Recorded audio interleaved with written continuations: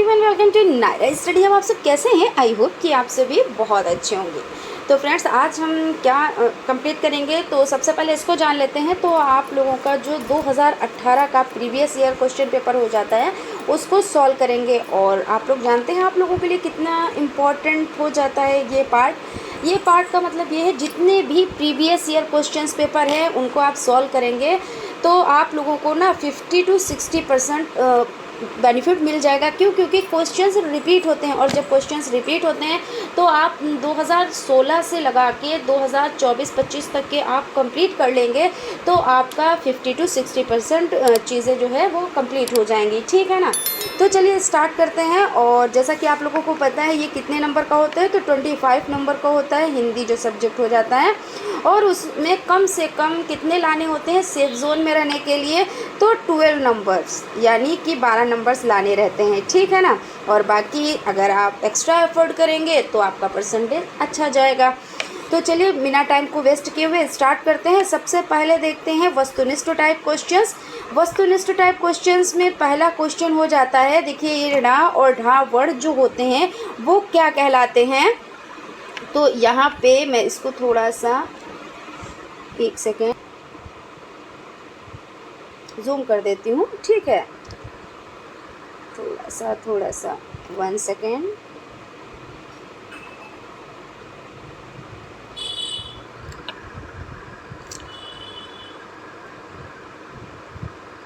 तो ये क्या कहलाते हैं? उच्छिप्त कहलाते हैं, अंतस्थ कहलाते हैं, संयुक्त कहलाते हैं, ऊष्म कहलाते हैं, क्या कहलाते हैं? तो ये आपके उच्छिप्त हो जाते हैं, यानी कि ऑप्शन आपका राइट है शाह, यानी कि जो पिछड़ी शाह नहीं, ये शरीफे वाला शाह है। ठीक है ना? तो जो शरीफे वाला शाह है इसका उच्चारण स्थल है क्या है? ओष्ठ हो जाता है, कंठ हो जाता है, या तालु हो जाता है, या दंत हो जाता है। कौन सा हो जाता है? तो इसमें जब शाह बोलते हैं, शाह, तो कहाँ से ज़बान आपकी टकराती है? तो तालु से टकराती है। और जब तालु से टकराती है तो ये क्या हो जाएगा? तालव्य भी हो सकता है, यानी तालव्य भी कहीं कहीं पे लिखा आपको मिल सकता है, और तालु भी लिखा मिल सकता है। आनंद का विलोम है, यानी आनंद का उल्टा क्या होता है? विष है, विषाद है, और यहाँ पे क्या हो जाता है? अवनी है या अर्पण है। तो आनंद का जो विलोम होता है वो विषाद हो जाता है, यानी कि बा ऑप्शन आपका राइट है। और अगला क्वेश्चन आपका हो जाता है शुद्ध वर्तनी वाला शब्द है। ये बहुत ज़्यादा पूछा जाता है, यानी कि आता ही आता है, ऐसे कभी बाई चांस नहीं आया तो नहीं आया, वरना आता है, ज़रूर आता है। तो श्रृंगार, देखिए श्रा बना हुआ, ऊपर अंक की बिंदी और गा में आ की मात्रा और रा है, या इस तरह से रा इसमें भी लगा हुआ और नीचे ऋण वाला रा भी लगा है, या सिर्फ ऋण वाला रा ही लगा है और ऊपर अंक की बिंदी है। कौन सा आपका राइट होगा? या फिर दा ऑप्शन में सा है और नीचे ऋण वाला रा लगा हुआ, अंक की बिंदी लगी हुई है। तो आपका देखिए कौन सा सही हो जाएगा? ये इस तरह से जो लिखा हुआ है वो आपका सही हो जाएगा, और इसकी प्रैक्टिस भी आप कर लें। ये श्रृंगार जो है आपका ये राइट है, और जो सा ऑप्शन में दिया हुआ है। उसके बाद अगला क्वेश्चन आपका हो जाएगा, अगला क्वेश्चन कौन सा हो जाएगा? मैं जूम कर देती हूँ थोड़ा सा। द्विज शब्द का अर्थ है, द्विज शब्द का अर्थ क्या है? दांत है, या पक्षी है, या ब्राह्मण है, या इनमें से सभी हो जाते हैं। तो द्विज शब्द का अर्थ हो जाता है दांत भी होते हैं, ठीक है, पक्षी भी और ब्राह्मण भी। तो इस तरह से इनमें से सभी जो हैं ये राइट हैं। इस तरह से आपका जो द ऑप्शन है वो राइट है। ठीक है, तो अब आप लोगों के ये जो 5 क्वेश्चंस थे, यानी कि 5 क्वेश्चंस वस्तुनिष्ठ टाइप थे, वो हो चुके हैं कंप्लीट, और हर एक क्वेश्चन पे आपको 1 नंबर प्रोवाइड होता है। चलते हैं अति लघु उत्तरीय टाइप क्वेश्चंस को कंप्लीट कर लेते हैं। तो अति लघु उत्तरीय टाइप जो क्वेश्चंस हैं उसमें पहला क्वेश्चन आपका हो जाता है दीर्घ स्वर किसे कहते हैं। तो दीर्घ स्वर, देखिए एक होता है ह्रस्व स्वर, एक होता है दीर्घ स्वर, एक होता है प्लुत स्वर। तो ह्रस्व स्वर में क्या करते हैं? जब हम बोलते हैं तो कम टाइम लगता है, जैसे हमने बोला छोटा आ, छोटी ई, छोटो ऊ, इस तरह से हमने बोला ना आ ई उ ऋ, तो ये क्या है? कम टाइम लगा, तो ये आपके हो जाते हैं ह्रस्व। और यहाँ पे दीर्घ पूछा है, तो दीर्घ का मतलब होता है ह्रस्व से ज़्यादा टाइम लगता है, यानी डबल टाइम लगता है। जैसे बड़ा आ, बड़ी ई, बड़ा ऊ, ऋण, और ये आपके क्या हो जाते हैं? ये आपके दीर्घ में आते हैं। और आ ई उ ल जो होता है वो आपका ह्रस्व में आता है। और प्लुत में क्या आता है? जैसे आप बोलते हो ओ यानी क्या हुआ, दीर्घ से भी ज़्यादा टाइम लगा, उससे भी डबल टाइम लगा, तो वो आपके प्लुत हो जाएंगे। और यहाँ पे पूछा गया है दीर्घ स्वर किसे कहते हैं, तो आ, ई, उ और ऋण हो जाएंगे। या, रा, ला, व किस प्रकार के व्यंजन हैं, तो ये अंतस्थ होते हैं। और ये कितने होते हैं, तो ये 4 हो जाते हैं। ग्रंथ के बचे हुए अंश जो प्रायः अंत में जोड़े जाते हैं, वाक्यांश के लिए एक शब्द में लिखें। तो क्या कह रहे हैं, ये क्वेश्चन ये कह रहा है कि जो ग्रंथ होती है ना, उसमें जो बचे हुए अंश होते हैं और जो बाद में जोड़ दिए जाते हैं, उनको एक शब्द में आप क्या कहेंगे, तो आप कहेंगे परिशिष्ट। क्या कहेंगे, परिशिष्ट। ठीक है। और अगला क्वेश्चन है भाई, आप लोग लाइक सब्सक्राइब करते रहें, अगर चैनल पर नए हैं तो चैनल को सब्सक्राइब कर लें, और अगर सेशन पसंद आए तो लाइक भी ज़रूर करें। और टेलीग्राम चैनल से भी आप जुड़ जाएं, जहां पर आपको फ्री PDF नोट्स प्रोवाइड हो जाएंगे। अंश और अंश शब्द का अर्थ स्पष्ट कीजिए। तो एक अंश होता है और एक अंश होता है, तो इस वाले अंश का मतलब क्या होता है, जो छोटा आ और अंक की बिंदी और बड़ा शा होता है, इसका मतलब क्या होता है, भाग या टुकड़ा। ठीक है। और जो छोटा आ और अंक की बिंदी और एक सा बना होता है, इसका मतलब होता है कंधा। उसके बाद अगला क्वेश्चन आपका हो जाएगा, अर्वाचीन और उचित शब्द का विलोम लिखिए। तो अर्वाचीन का जो हो जाएगा, क्या लिखना है, विलोम शब्द लिखना है।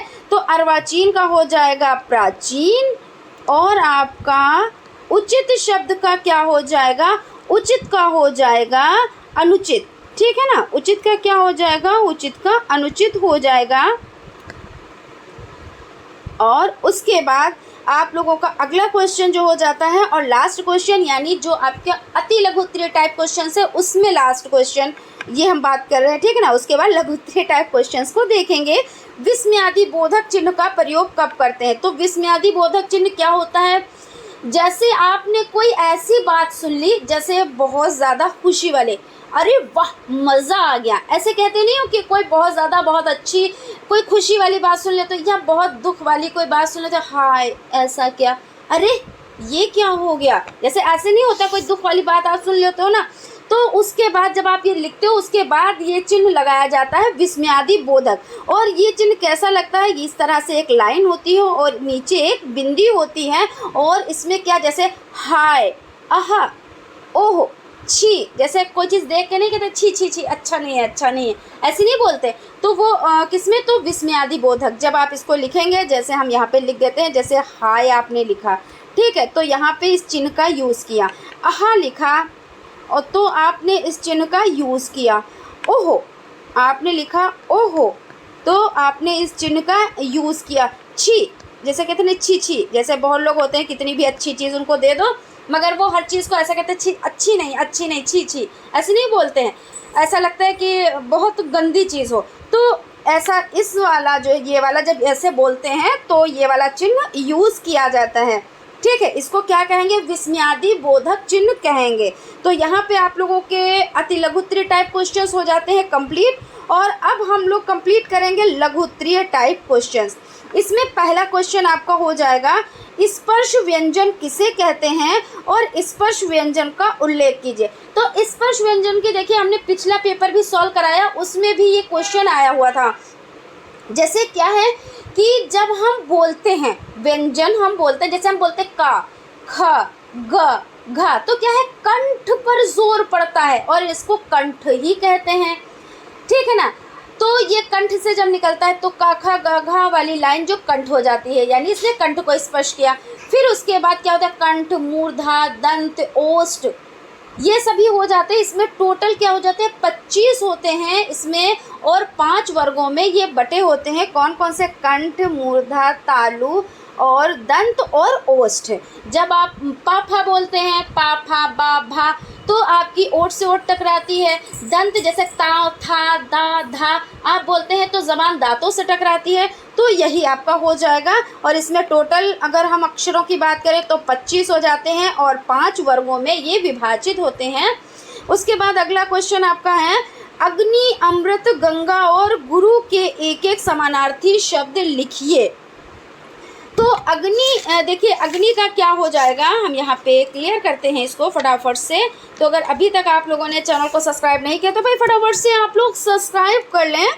यहाँ पे देखिए अग्नि का जो हो जाएगा, अग्नि का अगर हम बात करें तो अनल भी हो जाएगा। क्या हो जाएगा, अनल भी हो जाएगा। एक एक कहा है तो आप एक ही लिखें, लेकिन अगर 2 से 3 आप सीख लेंगे तो वो आप लोगों के लिए अच्छा हो सकता है। इस बार 2 पूछ लें, है ना। अनल हो जाता है, आग हो जाता है। और उसके बाद अमृत का क्या है, तो अमृत का देखिए क्या हो जाएगा, अमृत का हो जाएगा सुधा हो जाएगा। और क्या हो जाएगा, पीयूष हो जाएगा, पीयूष हो जाएगा। और क्या हो जाएगा, और सोम हो जाएगा। क्या हो जाएगा, सोम हो जाएगा। लर्न कर लीजिएगा अच्छे से। उसके बाद यहाँ पे गंगा, गंगा का क्या पर्यायवाची हो गया, समानार्थी या पर्यायवाची आप बोलें तो गंगा का भागीरथी भी गंगा को कहते हैं, भागीरथी, ठीक है, भागीरथी हो जाएगा। सुरसरी हो जाएगा, क्या हो जाएगा, सुरसरी हो जाएगा। और क्या हो जाएगा, जानवी हो जाएगा, जानवी हो जाएगा। मैं यहाँ पे इसको इरेज करती हूँ फिर मैं लिखती हूँ, ठीक है ना। क्या हो जाएगा, जानवी हो जाएगा। ये तो सब हो गए आपके गंगा के। और देखिए और कुछ पूछा है, गुरु, हाँ जी गुरु। तो गुरु के समानार्थी क्या है, शिक्षक हो जाएंगे भाई, शिक्षक गुरु बहुत बड़ी चीज़ है ना। शिक्षक, आचार्य, आचार्य ये हो जाएंगे, ठीक है। चीज़ें क्लियर है ना, कहीं पे कोई डाउट कोई कन्फ्यूज़न मेरे हिसाब से तो नहीं ही होगी। बाकी अगर है कोई डाउट कोई कन्फ्यूज़न तो आप लोग कमेंट करके ज़रूर बताएं, हम उसका रिप्लाई आप लोगों को ज़रूर देंगे। अब क्वेश्चन है आपका, रा वर्ण को कितने प्रकार से लिखते हैं, उदाहरण सहित स्पष्ट कीजिए। तो रा को देखिए कहीं कहीं पे ऐसा है कि मुख्य 3 रूपों में लिख सकते हैं और आप 4 रूपों में भी लिख सकते हैं। कैसे लिख सकते हैं, यहाँ पे देखिए एक रा आपका साधारण हो जाता है, जैसे आपने लिखा ये वाला रा, तो ये साधारण, जैसे आपने लिखा राम तो ये रा आपने लिख दिया, ठीक है। फिर एक रा आपका कैसा होता है, जैसे आपका रेफ, रेफ देखिए यहाँ पे मैं इसको इरेज करके फिर से मैं लिखती हूँ, ठीक है। तो यहाँ पे आपका रेफ वाला जो रा हो जाएगा रेफ। ये किस तरह से, ये इस तरह से हलंत लगा हुआ। अब इसको यूज़ कैसे करते हैं यहाँ पे देख लेते हैं। जैसे कर्म, कर्म यानी ऊपर रा लगा हुआ है, जैसे अर्जुन, अर्जुन हो जाएगा, ऊपर रा लगा हुआ है ना। जैसे धर्म हो जाएगा, क्या हो जाएगा, जैसे धर्म हो जाएगा। अब अगर इसको हम लिखें, देखिए जैसे हमने लिखा कर्म तो का हलंत प्लस आ, तभी तो ये का बनेगा ना, का हलंत प्लस आ हो गया, प्लस रा ये हो गया, क्योंकि रा सिर आधा है ना तो इसमें हलंत लगाया और उसके बाद छोटा नहीं बनाया, फिर उसके बाद माँ, और फिर क्या लिखेंगे, आ फिर लिखेंगे क्योंकि माँ पूरा है ना, तो यहाँ पे हलंत तो कर्म हो गया। तो यहाँ पे ये जो आपका रा हो जाएगा ये ऊपर लगेगा। उसके बाद कौन सा रा हो जाएगा, रा हो जाएगा पदेन, पदेन रा। तो ये किस तरह से होगा, तो ये रा कुछ इस तरह से होगा। यहाँ पे देखते हैं, जैसे आप लिखते हो पत्र, क्या लिखते हो, पत्र लिखते हो, तो इसको हम अलग करके लिखते हैं, प हलंत प्लस आ और प्लस ता प्लस रा, हलंत देखिए सब में लग रहा है, और प्लस आ, ये आपका हो जाएगा पत्र। जैसे पत्र है, मित्र है, इस तरह से। और एक रा कैसे लिखा जाता है, जैसे आपने लिखा ट्रक तो इस तरह से ये वाला नहीं होता है, ट्रक, ड्रा ये वाला रा लगता है। तो इस तरह से आप उसको डिटेलिंग इसकी कर सकते हैं, डिटेल में आप लोग लिख सकते हैं। अगले क्वेश्चन पर चलते हैं फटाफट से। विराम चिन्हों से आप क्या समझते हैं, किन्हीं 2 विराम चिन्हों को उदाहरण सहित लिखिए। तो विराम चिन्ह का मतलब होता है रुकना या ठहरना। जैसे आप बोलते हो तो एकदम से ऐसे तो फटाफट बोलते नहीं चले जाते हो, क्योंकि बोलने में अगर आप रुक नहीं रहे हो, ठहर नहीं रहे हो और दूसरे को आप समझा नहीं पा रहे हो या दूसरा बात को समझ नहीं पा रहा है तो बेकार है आपका बोलना, ठीक है, बेकार है आपका पढ़ाना। यानी जब आप पढ़ा रहे हो या आप बोल रहे हो तो अपनी बात को उस ढंग से रखना चाहिए कि वहाँ पे अर्ध विराम, अल्प विराम, पूर्ण विराम, क्वेश्चन मार्क ये सभी यूज़ होने चाहिए। अब आपको होगा कि मैम बोलने में कैसे यूज़ करें, तो भाई जैसे हमने बोला कि आप बहुत अच्छे हो, हम ठहर गए, हमने कहा सीता और गीता लड़कियां स्कूल जा रही हैं, फिर हम ठहर गए। तो यानी हमने क्या कहा, एक ही कतार में, तब हम बोलते ही चले जाएं, क्या हमारी बात आपको समझ में आएगी? नहीं ना। इसी तरह जब हम लिखते हैं तो लिखने में अगर हम ना तो कोई चिन्ह का यूज़ करें, कुछ भी हम यूज़ ही ना करें, ना हम क्वेश्चन मार्क यूज़ करें, ना हम फुल स्टॉप यूज़ करें, कुछ भी ना यूज़ करें, तो आप कैसे पढ़ोगे? क्या एक ही मतलब एक ही साथ में सब चीज़ पढ़ते चले जाओगे? नहीं ना। तो जहाँ पे ठहरना होता है, ठहराव के लिए ये चिन्ह यूज़ किए जाते हैं। और अगर आप कायदे से इनको यूज़ नहीं कर पा रहे हैं तो अर्थ का अनर्थ हो जाता है। ये चीज़ भी ध्यान में रखिएगा। तो जैसे यहाँ पे विराम चिन्हों से आप क्या समझते हैं, तो आपने समझ लिया ना कि कितनी महत्ता होती है विराम चिन्हों की। और क्या कह रहे हैं, किन्हीं 2 विराम चिन्हों का उल्लेख कीजिए, कोई भी लिख दीजिए, अल्प विराम, अर्ध विराम, पूर्ण विराम, विस्मयादि बोधक चिन्ह, लाघव चिन्ह, कुछ भी लिख दें। तो यहाँ पे 2 हैं, तो मैं आपको एक पूर्ण विराम के बारे में बता देती हूँ, एक प्रश्नवाचक चिन्ह के बारे में बता देती हूँ। तो पूर्ण विराम का मतलब क्या होता है, रुकना या ठहरना। जब आप अपना पूरा सेंटेंस कंप्लीट कर लेते हैं तो इस तरह से एक ये डंडे टाइप का खींचा जाता है, तो ये होता है पूर्ण विराम। आपने अपनी बात को कंप्लीट किया और आपने ये चिन्ह लगा दिया, इसको क्या कहते हैं, इसको पूर्ण विराम कहते हैं। क्वेश्चन मार्क प्रश्न चिन्ह, ठीक है। तो ये प्रश्न चिन्ह कब लगाया जाता है, जब आप प्रश्न कर रहे होते हैं। जैसे आपने कोई भी क्वेश्चन किया, क्या तुमने खाना खा लिया, या सीता स्कूल चली गई, क्या सीता स्कूल चली गई, तो क्या आपने लगा दिया, यानी आप प्रश्न कर रहे हैं सामने वाले बंदे से। ऐसे कोई भी क्वेश्चन हो, जैसे आप पढ़ ही रहे हैं तो हमने आपसे क्वेश्चन कर लिया कि विराम चिन्हों से आप क्या समझते हैं, हमने क्वेश्चन किया ना, तो हमने क्या किया, ये इस चिन्ह का यूज़ किया, ठीक है। तो क्वेश्चन करने पे ये चिन्ह यूज़ किया जाता है और इसको इस तरह से बनाया जाता है, ठीक है। क्लियर है ना।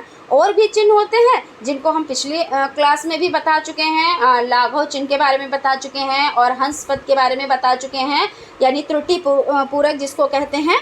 और बाकी फिर अगर आप कमेंट करेंगे कि और भी डिटेल में इसको बता दें तो हम ज़रूर अगली क्लास में बताते हुए चलेंगे। अब चलते हैं हम लोग अगले क्वेश्चन की तरफ। क्वेश्चन आपका क्या हो जाता है, मौखिक अभिव्यक्ति के साधन बताइए। तो मौखिक अभिव्यक्ति के साधन क्या क्या हो जाते हैं, इस पर चलिए डिस्कस कर लेते हैं फटाफट से, कुछ ही क्वेश्चंस रह रहे हैं, है ना। तो मौखिक अभिव्यक्ति के साधन क्या हैं, तो बहुत सारे हो जाते हैं। जैसे आपका क्या है, चित्र पठन, फर्स्ट में क्या हो जाता है, चित्र पठन हो जाता है, चित्र पठन। तो बच्चों को चित्रों का जो ज्ञान होता है ना, तो प्रदान करके उनमें से संबंधित प्रश्न पूछने चाहिए जिनका कुछ अर्थ निकल रहा हो। नैतिक कहानियों के चार्ट आते हैं, बच्चों को उन चार्टों में प्रकाशित कहानियों की अभिव्यक्ति के लिए कहा जाना चाहिए। जैसे क्या है, कहानी पाठ, तो फर्स्ट नंबर पे चित्र पठन हो जाता है, सेकंड नंबर पर क्या हो जाता है, कहानी पाठ हो जाता है। क्या हो जाता है, कहानी पाठ हो जाता है, कहानी पाठ हो जाता है। तो इसमें क्या क्या रहता है, इसमें देखिए बच्चों को होमवर्क के रूप में कहानी बनाकर लाने के लिए प्रोत्साहित करना चाहिए कि जैसे बच्चों कोई कहानी ऐसी बना के ला, कुछ चित्र ऐसे दे दिए और बच्चों से क्या कहा कि ये कहानी को पूरा करो। जैसे एक घड़ा बना दिया, उस पर कौवा बिठा दिया, कुछ एक और कौवा बना दिया, वो आसमान में उड़ रहा है, एक और कौवा बना दिया तो उसको क्या क्या, वो चोंच में अपने कंकड़ ला रहा है। तो इस तरह से बच्चे देखेंगे तो उनको कहानी याद आएगी कि अच्छा इसको इस तरह से कि एक प्यासा कौवा है और वो पानी की तलाश में इधर उधर भटक रहा है और उसको एक घड़ा दिखाई दिया, लेकिन क्या है पानी उसमें कम है। अब कौवा क्या करेगा, वो जाएगा और कंकड़ लाएगा और घड़े में डालेगा, और जब घड़े में डालेगा तो पानी क्या होगा, ऊपर आ जाएगा और कौवा जो है वो प्यासा था वो पानी पी लेगा और उसकी प्यास बुझ जाएगी। तो बच्चा इस तरह से क्या है, उसकी मौखिक अभिव्यक्ति हो रही है। और इस प्रकार की मौखिक अभिव्यक्ति से क्या होता है, बच्चों की जो भाषा होती है, कल्पना शक्ति होती है, यानी सोचने की जो शक्ति होती है। जैसे आपने एक टॉपिक दिया और बच्चे सोच समझ के अपना काम कर रहे हैं, सोच रहे हैं, यानी उस पर वर्क कर रहे हैं, यानी बच्चा एक्टिव है। और जो बच्चा एक्टिव होता है वो बच्चा अच्छा माना जाता है। जैसे कहते नहीं, अरे ये बच्चा बड़ा शरारती है, ये नहीं पढ़ पाएगा, अरे वो शरारत भी जो कर रहा है ना वो एक्टिव है, इसलिए। अगर वो एक्टिव नहीं होगा तो वो क्या करेगा, वो हिलेगा ही नहीं, डुलेगा ही नहीं, तो वो बच्चा वर्क क्या। तो कभी कभी ऐसा होता है बच्चे जो शरारत कर रहे होते हैं उनको मना नहीं करना चाहिए, लेकिन हाँ एक शरारत होती है और एक बदतमीज़ी होती है। दो तरह की शरारतें भी होती हैं। तो अगर बच्चा खेल रहा है, कुछ बना रहा है, चित्रों को बना रहा है, जैसे फर्श है, टाइल्स हैं, उस पर बच्चे क्या करते हैं, चित्र वगैरह बनाते रहते हैं, तो बच्चों को मना नहीं करना चाहिए, उनको बनाने देना चाहिए। क्यों? क्योंकि अगर ये बच्चा कर रहा है तो वो कुछ सीख रहा है, वो कुछ करने का प्रयास कर रहा है। तो इस तरह से हो जाता है। तो यहाँ पे कहानी पठन की और कविता पाठ की अगर हम बात करते हैं, 3rd नंबर पे आ जाता है। तो 3rd नंबर पे हो जाएगा कविता पाठ। कविता पाठ, तो इसमें क्या क्या हो जाएगा, कविता पाठ द्वारा बच्चों के उच्चारण, अक्षर अभिव्यक्ति तथा रुचि का ज्ञान हो जाता है। और रुचि क्या है, रुचि यानी इंटरेस्ट। और अगर बच्चों में इंटरेस्ट ही नहीं होगा तो बच्चे सीखेंगे क्या? सबसे ज़्यादा ज़रूरी होता है रुचि। जैसे बहुत लोग कहते हैं अरे हम क्या करेंगे, पढ़ लिख कर बहुत हो गया, लेकिन भाई तुम्हारे में रुचि ही नहीं है तो तुम पढ़ोगे क्या? सबसे बड़ी बात तो ये हो जाती है। और जिसमें रुचि है वो किसी ना किसी तरह से पढ़ाई कर ही लेगा। या एक पढ़ाई ही नहीं, कोई भी वर्क हो जाए, जिस वर्क में ऐसा लगता नहीं अरे हम ये क्या करेंगे, हम तो ये दूसरों से करवा लेंगे, ठीक है हो जाएगा, लेकिन जब आप में इंटरेस्ट नहीं है, आप में रुचि नहीं है, तो आप क्या करोगे? और वरना जिनमें रुचि होती है, जिनमें इंटरेस्ट होता है, वो क्या बेवकूफ़ होते हैं? नहीं ना। तो ये चीज़ हो जाती है। तो रुचि जो है सीखने का बहुत बड़ा एक हिस्सा हो जाता है। और क्या हो जाता है, अभिनय तथा अनुसरण है, वाद विवाद है। वाद विवाद का मतलब ये होता है जैसे हमें बातचीत करनी चाहिए, कहते नहीं है बोलने से सब कुछ होता है। तो जब हम सामने वाले से बात करेंगे तो उसकी जो फीलिंग होगी, जो उसके अंदर जो चीज़ें होंगी, उसको हम समझेंगे। हम जो बोलेंगे वो सामने वाला बंदा समझेगा।